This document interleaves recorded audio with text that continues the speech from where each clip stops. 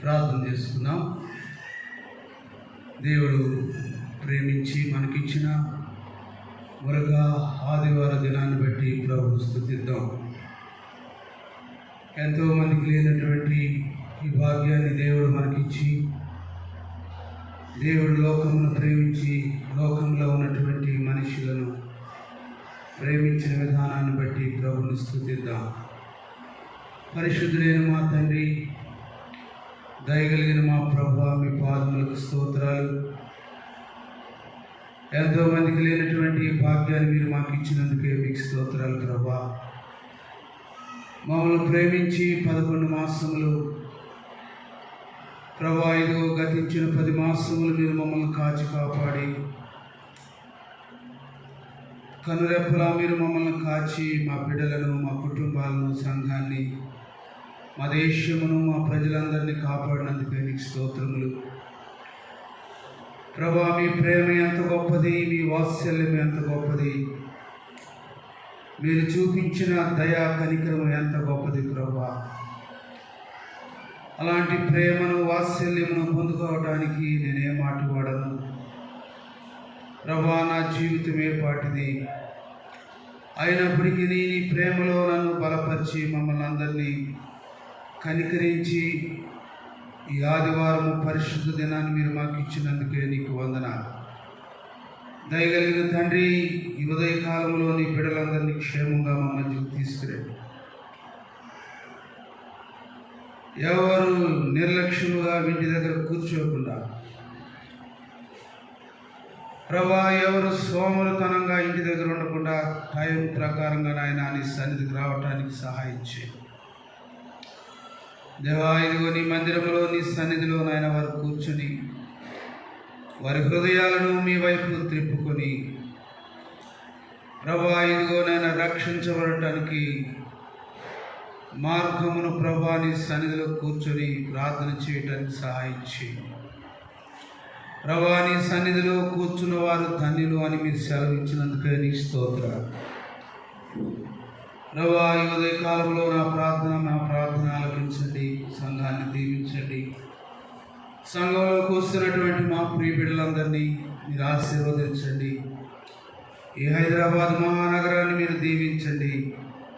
మా క్యాబినెట్ని, శాసనసభ మండలిని ప్రభా, సభ్యులను అందరినీ కూడా మీరు దీవించి నీ జ్ఞానంతో ప్రభా ఇదిగో దేశమును పరిపాలించే వారిగా వారికి సహాయం దయచేయండి. మీ సన్నిధి ఉంచండి, నీ జ్ఞానం వారికి దయచేయండి ప్రభా. మీ కృపతో నింపి బలపరిచి ఆశీర్వదించి మీరే మహిమ పొందండి. మీ సన్నిధి మాతో ఉంచి సహాయం చేయండి. మీ కనికరం మాకు దయచేయమని ప్రభా, ఈ ఉదయకాల ఆరాధన జయకరంగా, ఆశీర్వాదకరంగా చేసి మీరే మహిమ పొందండి. యేసు నామమున అడిగి ప్రార్థన చేస్తూ ఉన్నాను తండ్రి, ఆమేన్. ప్రియులారా, మీ అందరికీ నా హృదయపూర్వక వందనాలు. పరిశుద్ధ దినము ఆదివారము, దేవుని సన్నిధి కలిగినటువంటి దినం, దేవుని యొక్క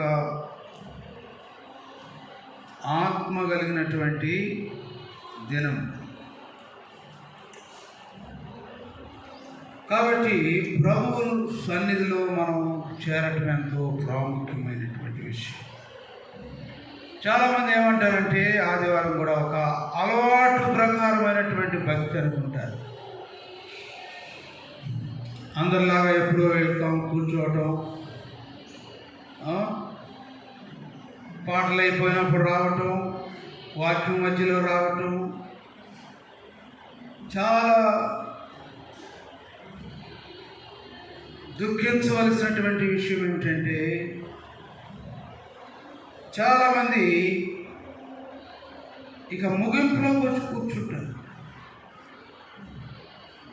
ఇది వారికి అలవాటైపోయినటువంటి క్రమం అని నేను నమ్ముతూ ఉన్నాను.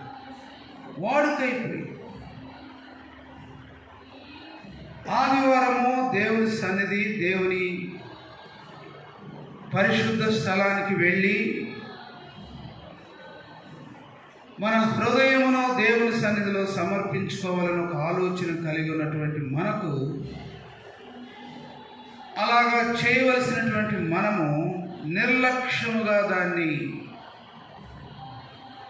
ముందుకు సాగుతూ ఉన్నాం.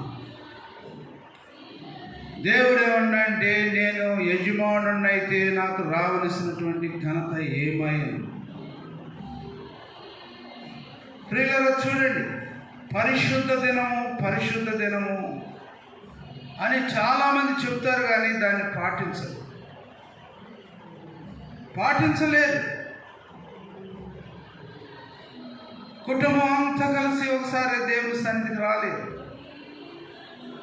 పిల్లలు వస్తారు, తర్వాత తల్లి వచ్చింది, తర్వాత భర్త వస్తే వస్తాడు, లేకపోతే లేదు. కానీ అది సరైనటువంటి పద్ధతి కాదు, సరైనటువంటి విశ్వాసము కాదు. నీ ఆఫీస్కి నువ్వు టైం ప్రకారంగా వెళ్తావు, నీ స్కూల్కి నువ్వు టైం ప్రకారంగా వెళ్తావు, ఏదైనా ఫంక్షన్ ఉంటే దానికి సమయానుకూలంగా వెళ్ళిపోతావు, అక్కడ అన్ని బాగానే చూసుకుంటావు. కానీ దేవుని సన్నిధికి వచ్చేవరకు, దేవుని టైం వచ్చేవరకు నిర్లక్ష్యముగా ఉంటావు అన్నమాట. నా నామమును నిర్లక్ష్య పెట్టు యాజకులారా, సేవకులారా, నా బిడ్డలారా, నేను యజమానుడినైతే నాకు రావలసినటువంటి ఘనత ఏమై? కాబట్టి అలాగ మనం ఉండటం ఏమాత్రము న్యాయం కాదు. దేవుడు మనకు ఏదైనా చేయాల్సి వచ్చినప్పుడు ఎంత త్వరగా చేస్తాడో అని ఎదురు చూస్తాం. అది న్యాయమా? దేవుని పని చేయటువంటి ఆలస్యంగా వస్తావు, దేవుని పని చేయటువంటి నీకు నిర్లక్ష్యంగా ఉంటావు. కానీ దేవుని ఆశీర్వాదం కొరకు మాత్రం భలే ఎదురు చూస్తావు. ఎప్పుడెప్పుడు దొరుకుద్దా, ఎప్పుడెప్పుడు నాకు ఇది జరుగుద్దా అని చూస్తావు అన్నమాట. ప్రియులారా, అది చాలా మంచి పద్ధతి కాదు. నా యొద్దకు రండి, నేను మీ యొద్దకు వస్తానని ప్రభు సెలవిస్తూ ఉన్నాడు. కాబట్టి పరిశుద్ధ దినాన్ని చక్కగా మీరు ఆచరించాలి, పరిశుద్ధ దినాన్ని ప్రేమించాలి, సిద్ధపడాలి, ఆత్మతో సత్యముతో ప్రభువుని ఆరాధించాలి. కుటుంబంలో క్రమం ఉండాలి. వీలైనంత వరకు పిల్లలు, కుటుంబము, భార్య, భర్త, పిల్లలందరూ కలిసి దేవుని సన్నిధికి రావాలని దేవుడు ఎంతో కోరుతూ ఉన్నాడు.